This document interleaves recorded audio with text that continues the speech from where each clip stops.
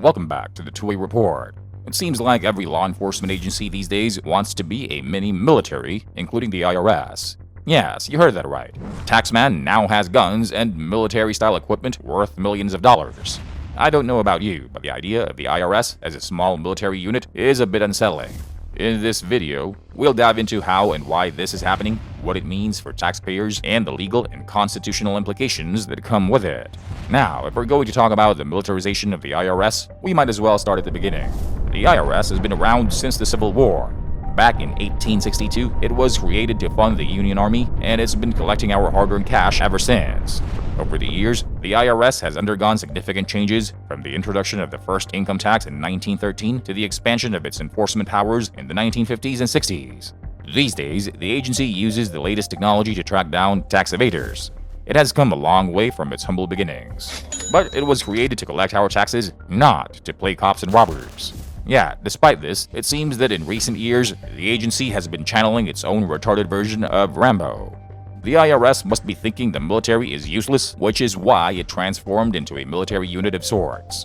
The agency is throwing around some serious cash on military-style gear, guns, and ammo. Since 2006, they've spent over $35 million.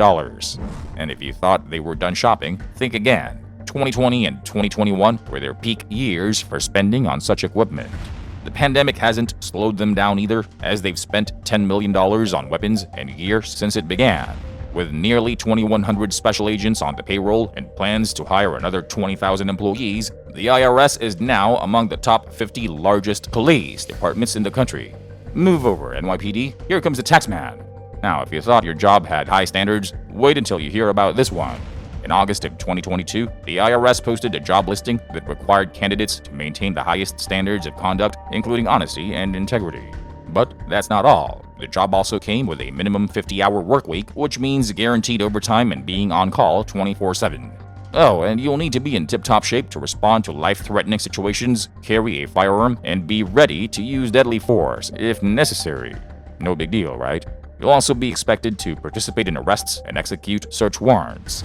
The IRS quickly took down the job listing once people started talking about it, but it looks like the job posting is back up. Just do a quick Google search using the terms IRS Criminal Investigation Special Agent, and that job posting should be on top of the results. So, it's clear that the taxman means business and is willing to go to extreme measures to collect your hard-earned cash.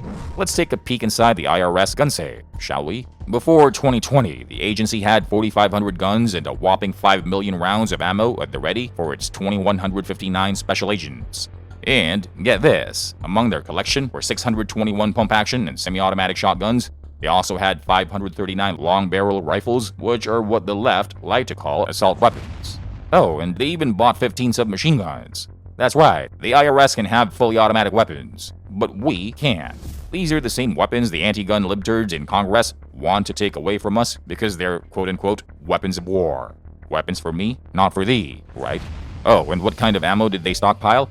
Buckshot and slugs for their shotguns, and ammo for semi-automatic Smith & Wesson M&P 15s and military-style HK-416 rifles. Looks like the taxman is ready for war. Now, remember that's pre-2020. If they were well-armed then, just wait until you hear what they've been stockpiling since 2020. The agency has been on a bit of a shopping spree, dropping over $2.3 million on duty ammunition and another $1.2 million on ballistic shields. They've also spent $1.3 million on some mystery gear for their criminal investigation agents. Ooh, sounds ominous. But wait, there's more. They've shelled out $474,000 on Smith & Wesson AR-15s, $467,000 on duty tactical lighting, and $463,000 on Beretta 1301 tactical shotguns. Plus, they picked up some fancy gear bags for $354,000 and shelled out $267,000 on ballistic helmets.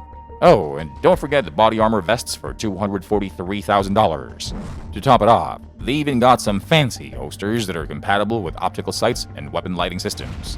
Looks like the IRS is ready for anything. Better watch out, tax evaders. The IRS is armed and dangerous, but let's be real, they are not the first people we'd call in a crisis. Nobody's going to call them to take down a bad guy or stop a mass shooter. No, their only job is to collect taxes, and now they're packing heat to do it. It's like they're saying pay up, or we'll use our shiny new toys on you. To make matters worse, they're hiring more agents in all 50 states, so nobody's safe from the taxman's wrath. Better keep your receipts handy. So yeah, the IRS is now armed to the teeth and ready to use deadly force to collect our hard-earned dough. And the kicker? They've got more funding than ever before. Ha! Thanks to the highly partisan Inflation Reduction Act.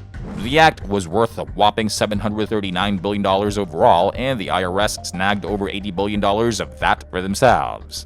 And what are they doing with all that money? Hiring nearly 87,000 new agents over the next decade, which has got everyone, not just Republicans, worried about the agency's weaponization. After all, they have already been caught targeting conservatives in the past.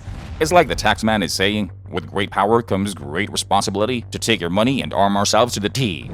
So, why am I and many others bothered by the militarization of the IRS?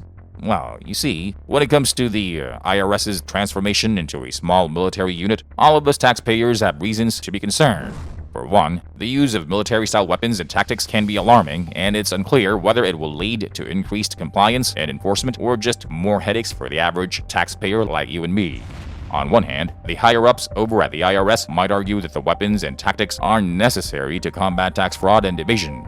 They might say that agents need to be able to protect themselves in dangerous situations and that the use of military-style weapons can deter tax cheats. I think America is quickly becoming a communist country. We're not talking about soldiers dealing with enemy combatants here. We're only talking about the taxman dealing with average citizens. And let's be real, the IRS isn't exactly known for their customer service skills. The last thing we need is for them to become more focused on enforcing tax laws than on helping taxpayers navigate their tax collection system, which is so unnecessarily complicated. Proof? Tax professionals. They charge a premium to take care of your taxes. They wouldn't do that if filing and paying taxes are straightforward. As for me, personally, I don't think the IRS, to collect dollar bills, should be willing to take anyone's life. I can understand the need for a self-defense firearm, but I cannot understand the need to become a military unit. Oh, and that's not all.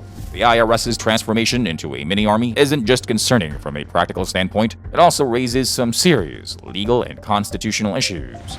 Critics argue that the use of military-style weapons and tactics by the agency violates the Fourth Amendment's protection against unreasonable searches and seizures. They also say it violates the Due Process Clause of the Fifth Amendment, which requires the government to give fair notice and a hearing before taking away someone's life, liberty, or property. And don't forget the Posse Comitatus Act, which limits the use of the military for domestic law enforcement purposes. In case you missed it, the Posse Comitatus Act is a federal law that dates back to 1878. It basically says that the military can't be used to enforce civilian law within the United States unless it's a response to a natural disaster or authorized by Congress. The law is meant to protect citizens from being targeted by the government's armed forces and to keep the balance of power between federal and state governments in check. It's like they're saying, sorry IRS, but we'll stick with the regular police force for our law enforcement needs. We don't need an army of tax collectors with tanks rolling down Main Street. The idea of the IRS as a mini-army raises some serious red flags, especially when it comes to the Posse Comitatus Act, which is all about keeping the military from getting involved in civilian law enforcement. Granted, IRS agents do not belong in the same category as soldiers. They will never be as well-trained or as well-equipped. But the use of military-style weapons and tactics by the IRS could easily blur the lines between military and civilian law enforcement. That is a big no-no, according to the Posse Comitatus Act. There are exceptions, but that's a topic for another video. And that's all the time we have for today. If you think the IRS has gone full retard with their military transformation, let us know in the comments. Please like, share, subscribe, and click on that little bell icon so you don't miss out on any of our future videos. Thanks for watching and you have a good one.